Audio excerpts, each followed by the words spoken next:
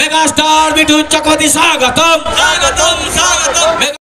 Hello guys, কেমন আছো তোমরা সবাই? আশা করছি খুবই ভালো আছো। আজকের দিনটা তুমি আরও বেশি ভালো আছি, কারণ আজকে আসতে চলেছে আমাদের পাড়ায় মিঠুন চক্রবর্তী। তাই কাজ বাজ হোক না হোক আগে ছুটে গেলাম মিঠুন চক্রবর্তীকে দেখার জন্য।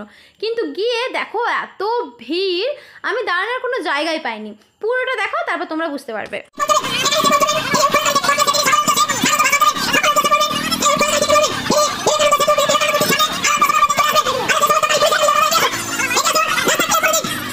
মেগাস্টার মিঠুন চক্রবর্তী স্বাগতম স্বাগতম স্বাগতম। 25 তারিখ ভোট দিচ্ছেন কোনখানে? পদ্মপুরের মাঝখানে। 25 তারিখ ভোট দিচ্ছেন কোনখানে? পদ্মপুরের মাঝখানে।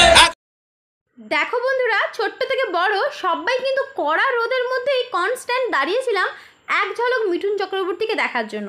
কিন্তু লাস্ট মুহূর্তে এতটা বাজে এক্সপিরিয়েন্স আশা করিনি। সবাই মানে একই কথা, যে এতটা বাজে এক্সপিরিয়েন্স কেউ আশাই করেনি। তোমরা দেখো, দেখলে বুঝবে।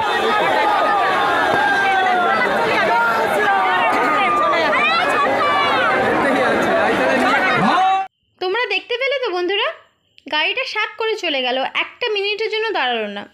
আমরা যে ঘন্টার পর ঘন্টা ওয়েট করেছিলাম এক ঝলক দেখার জন্য, সেই সুযোগটা যদি পেতাম, জনতা ওতেই কিন্তু অনেকটা খুশি হতো।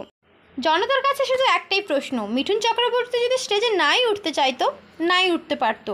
কিন্তু আমরা যে ঘন্টার পর ঘন্টা দাঁড়িয়েছিলাম মিঠুন চক্রবর্তীকে এক ঝলক দেখার জন্য, সেখানে কিন্তু মিঠুন চক্রবর্তীর উচিত ছিল একটা মিনিট দাঁড়িয়ে সবাইকে দেখার সুযোগ করে দেওয়ার।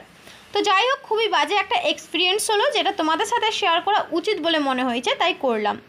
আর এখানে কিন্তু কোনো দল, বিজেপি, কংগ্রেস, কোনো ভেদাভেদ আমি এখানে করছি না। আমি শুধু গিয়েছিলাম মিঠুন চক্রবর্তীকে দেখার জন্য। আমার মতো আরও অনেক লোক গিয়েছিল মিঠুন চক্রবর্তীকে দেখার জন্য। তো যাই হোক, খুবই বাজে এক্সপিরিয়েন্স, যেটা তোমাদের সাথে শেয়ার করলাম। আর সবাই ভালো থাকবেন, সুস্থ থাকবেন। আবার দেখা হচ্ছে নেক্সট ভিডিওয়ে। ধন্যবাদ।